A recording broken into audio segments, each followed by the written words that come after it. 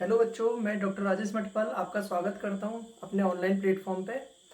बच्चों, जैसा कि आप लोग देख रहे हैं कि सीबीएसई के पैटर्न में 1 मार्क्स क्वेश्चंस पूछे जाते हैं। तो 1 मार्क्स क्वेश्चन जो होते हैं आपके सिंपल कॉन्सेप्चुअल क्वेश्चंस होते हैं, कॉन्सेप्ट पे बेस्ड क्वेश्चंस होते हैं। कई सारी चीज़ें आप लोग पढ़ते हैं तो पढ़ते वक्त आप ध्यान नहीं देते हैं कि क्या वो कहना चाह रहा है, या उसी पे बेस्ड कुछ क्वेश्चंस होते हैं वो हो नहीं पाते हैं, तो उनको पढ़ना बहुत ज़रूरी है। तो मैं अभी आपके लिए कॉन्सेप्चुअल सीरीज लेके आ रहा हूँ।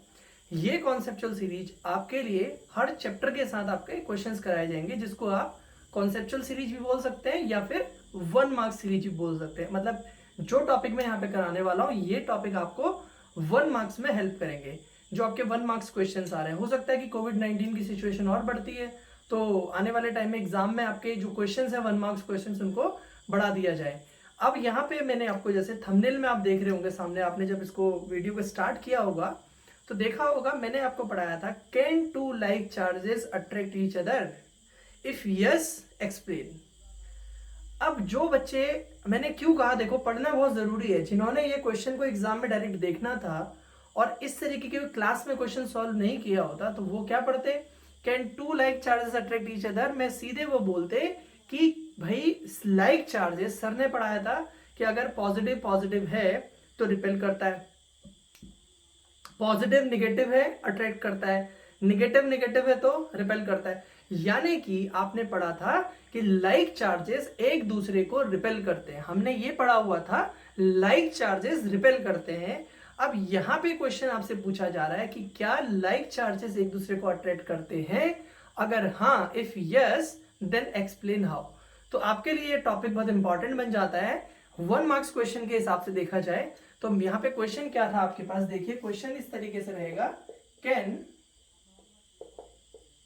To like charges, can two like charges attract each other,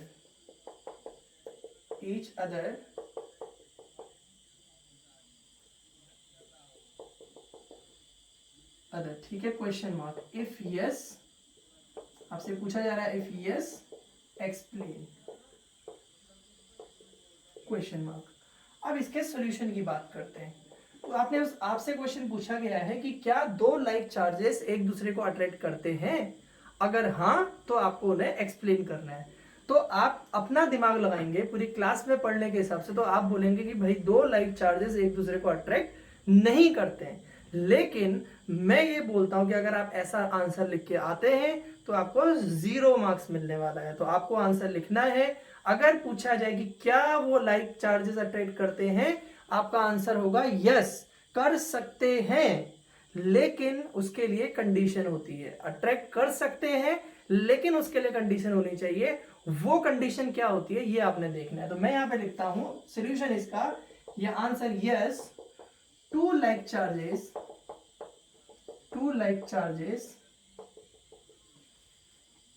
can attract each other. कब कर सकते हैं, तो उसने बोला था एक्सप्लेन, अगर कर सकते हैं तो कब कर सकते हैं, if one charge is larger, if one charge is larger as compared to other, अगर आपका एक चार्ज दूसरे चार्ज के कंपैरिजन में बड़ा है तो इनमें अट्रैक्शनल फोर्स एग्जिस्ट कर सकता है। कैसे, the larger charge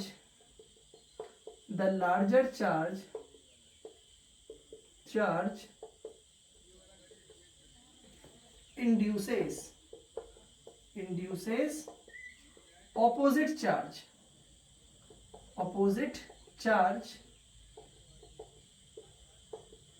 charge in the nearer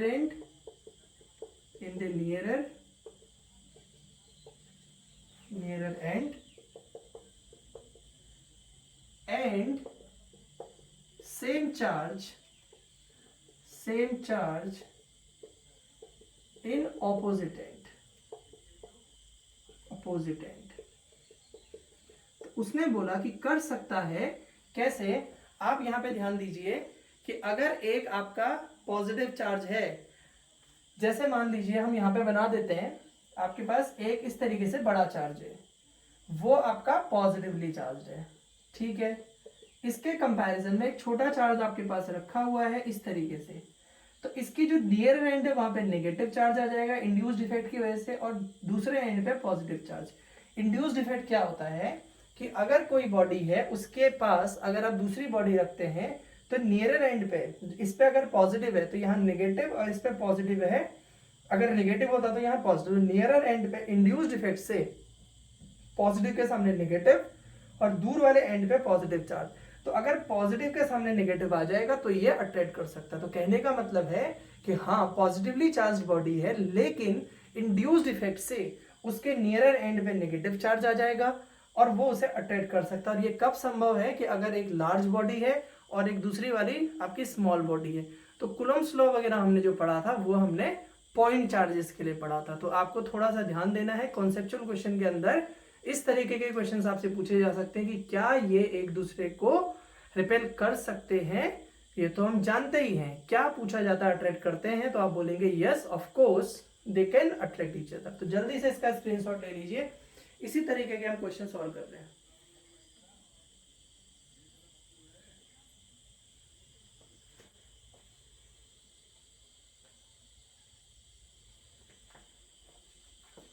अब देखिए अगला क्वेश्चन मैं लिख पा रहा हूं।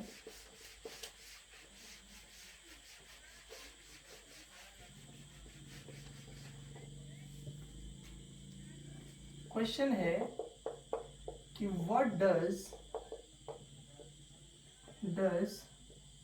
Q1 plus Q2 is equal to 0 signifies। ये क्या सिग्निफाई कर रहा है आपका Q1 plus Q2 अगर आपका 0 है तो आपका ये क्या सिग्निफाई कर रहा है। देखिए अगर आप कोई एक चीज है, मान लो प्लस, आपके पास दो चीजें हैं उनको आप ऐड कर रहे हैं, वो 0 हो रहा है, तो दो चीजों को ऐड करके 0 हो रहा है, ये कब पॉसिबल है। ये तो पॉसिबल ही नहीं है कि अगर मैं दो चीजों को सिंपली ऐड करूं, 2 + 4 करूंगा 6 हो जाएगा, 2 + 7 करूंगा 9 हो जाएगा, 2 + 3 करूंगा 5 हो जाएगा। अगर मैं दो क्वांटिटीज को ऐड करता हूं तो बच्चों ऐड करने के बाद वो 0 नहीं होता है। अगर दो क्वांटिटीज को ऐड करने के बाद उसकी वैल्यू अगर 0 होती है तो ये सिर्फ तब पॉसिबल है अगर आपके पास दोनों जो प्रॉपर्टीज हैं, अगर इनका मैग्नीट्यूड Q1 + Q2 = 0 कब होगा। अब यहां पे ध्यान दीजिए, इफ Q1 = +Q ले लेते हैं सपोज, और Q2 = -Q, तो फिर क्या हो जाएगा आपका -Q अगर मैं ले लेता हूं तो मेरे पास Q1 + Q2 + Q - Q = 0, ये 0 हो जाएगा। तो यहाँ पे आपसे पूछा था क्या सिग्निफाई करता है, तो आप यहाँ पे आंसर लिख देंगे दैट, ये सिग्निफाई कर रहा है that Q1 and Q2 are equal and opposite। ये इक्वल है और साथ में ऑपोजिट है, एंड सोज, और देखिए फिजिक्स में कौन सी phenomena, shows additive property of charge, additive property of charge, कैसे additive property of charge, that additivity of charge is algebraic. हालांकि मैंने जब आपको ये पढ़ाया था पीछे, जब मैंने आपको टॉपिक पढ़ाया था, क्या चल रहा था हमारा, जब हमने पढ़ा था चार्ज की प्रॉपर्टी, तो मैंने वहां पे आपको पढ़ाया हुआ था कि चार्ज की जो बच्चों प्रॉपर्टी होती है वो क्या होती है, बोला था पहली प्रॉपर्टी पढ़ाई थी एडिटिविटी की, हम चार्ज को ऐड कर सकते हैं, लेकिन ऐड कैसा होता है एल्जेब्रिक, कि मतलब आपके पास अगर +2 दिया है, +2e दिया है, -3e दिया है, तो उसका सम होगा -e। तो यहाँ पे आपका ये एडिटिव प्रॉपर्टी को दिखा रहा है। एडिटिव कैसी है, एल्जेब्रिक। एल्जेब्रिक क्या होती है, जिसमें हम प्लस और माइनस दोनों साइंस को कंसीडर करते हैं। तो कॉन्सेप्चुअल क्वेश्चन आपका दूसरा हो गया। अब एक और क्वेश्चन करवा रहा हूँ, जल्दी से इसका भी स्क्रीनशॉट ले लीजिए।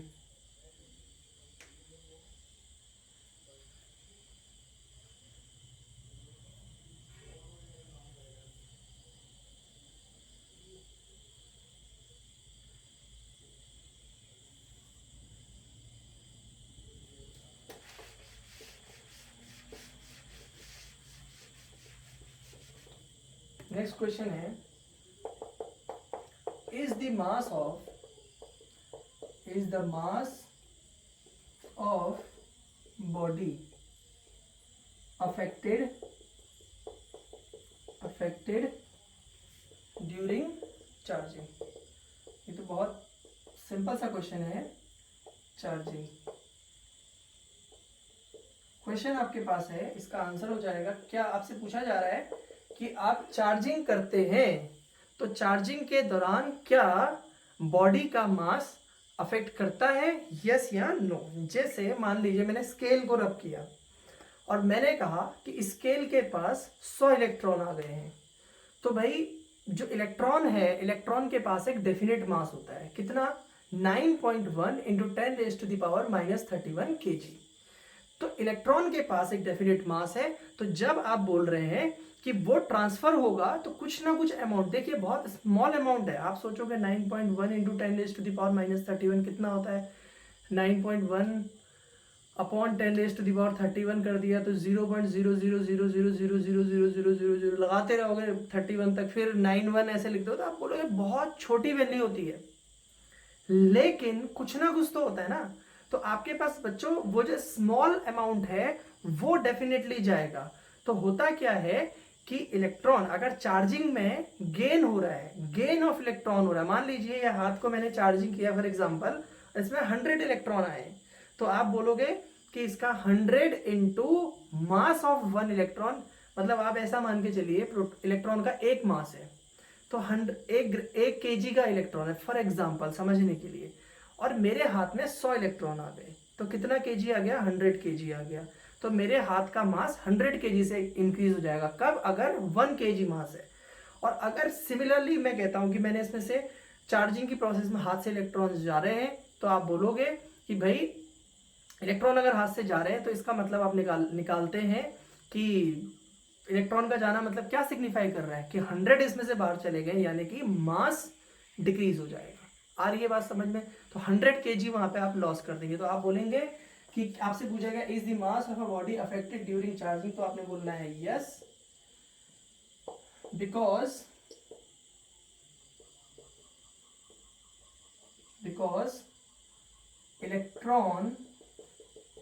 electron has a definite mass, electron has a definite mass,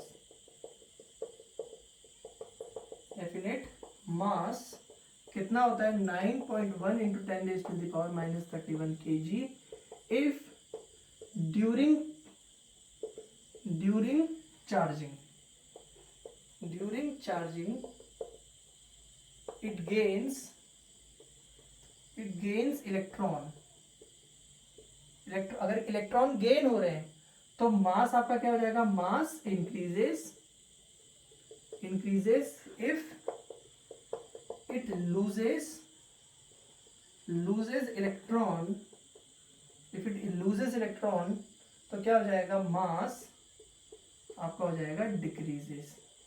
तो आप दोनों चीजों को देखिए, मास इंक्रीज भी कर सकता है, मास डिक्रीज भी कर सकता है। ये इस बात पर डिपेंड करता है कि उस प्रोसेस के दौरान कितने इलेक्ट्रॉन आपके पास आए हैं या कितने पास आपके इलेक्ट्रॉन गए हुए हैं। अब देखिए एक क्वेश्चन और था कंजर्वेशन पे ही बेस्ड,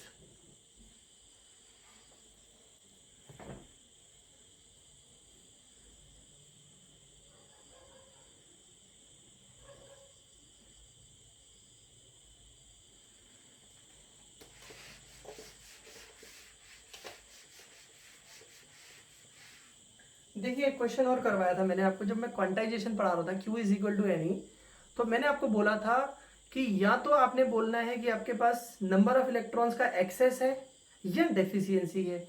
मैंने आपको ये पढ़ाया था कि इलेक्ट्रॉन या तो नंबर ऑफ इलेक्ट्रॉन्स ज़्यादा होते हैं या नंबर ऑफ इलेक्ट्रॉन्स की कमी होती है। हम कभी भी ऐसा क्यों नहीं बोलते कि सिस्टम के अंदर नंबर ऑफ प्रोटॉन्स ज़्यादा है, प्रोटॉन्स की कमी है। मैं फिर से बोल रहा हूँ कि हम बात करते हैं, जब भी हम इलेक्ट्रिक चार्ज की बात करते हैं तो हम बोलते हैं कि there is deficiency of electron और excess of electron. Why not we say proton, हम क्यों नहीं कहते कि अच्छा, जैसे मैंने आपसे बोला था कि अगर आपके पास पॉजिटिव चार्ज है, जैसे मैंने बोला था अगर 55 प्रोटॉन है 50 इलेक्ट्रॉन्स हैं तो +5 चार्ज आएगा। तो बोला था मैंने कि वहाँ पे आपने प्रोटॉन ज़्यादा है नहीं बोलना है, आप क्या बोलते हैं वहाँ पे, आप बोलते हैं कि इलेक्ट्रॉन की डेफिशिएंसी है।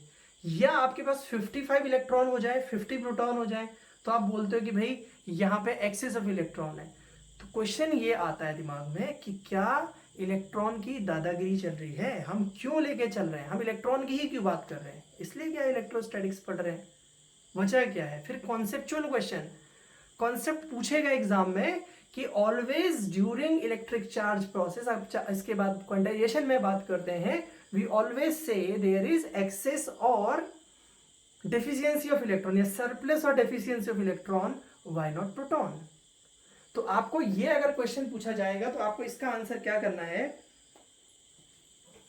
क्वेश्चन आपका होगा the electric charge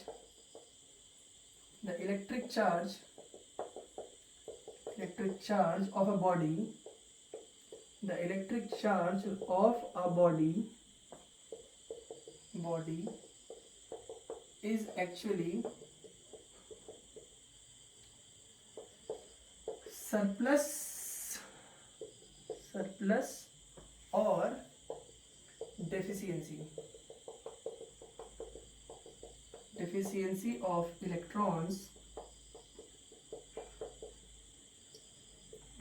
of electrons, why not proton. अगर आपसे ऐसा क्वेश्चन व्हाई नॉट प्रोटॉन, तो आपसे ये पूछा जाए तो आप इसका आंसर क्या देंगे कि भाई, अब देखिए बड़ा सही क्वेश्चन है, पूछ तो बिल्कुल सही रहा है कि हमेशा हम बात करें, हम इलेक्ट्रॉन की ही बात क्यों करते हैं, हम क्यों नहीं कह रहे कि भाई ये प्रोटॉन की भी, यहाँ पे प्रोटॉन को हम ऐसे नाराज क्यों कर दे रहे हैं। तो उसकी वजह क्या होती है, मैं आपको उसको समझाता हूँ। देखिए, कोई भी एटम होता है, एटम में आपका जो न्यूक्लियस है, न्यूक्लियस के अंदर आपके प्रोटॉन्स होते हैं, प्रोटॉन्स प्लस न्यूट्रॉन्स होते हैं।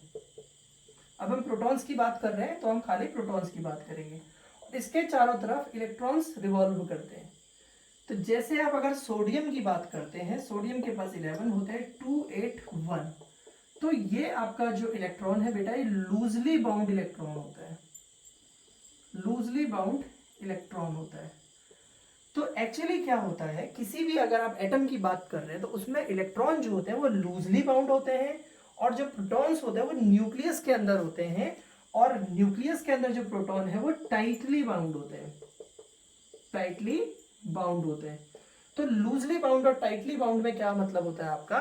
अब आप जब भी चार्जिंग की प्रोसेस करेंगे किसी भी बॉडी में, आपने बोला मैंने रब किया, तो एक्चुअली कौन सी चीज ट्रांसफर होगी, जो लूजली बाउंड है। तो लूजली बाउंड कौन होता है, इलेक्ट्रॉन।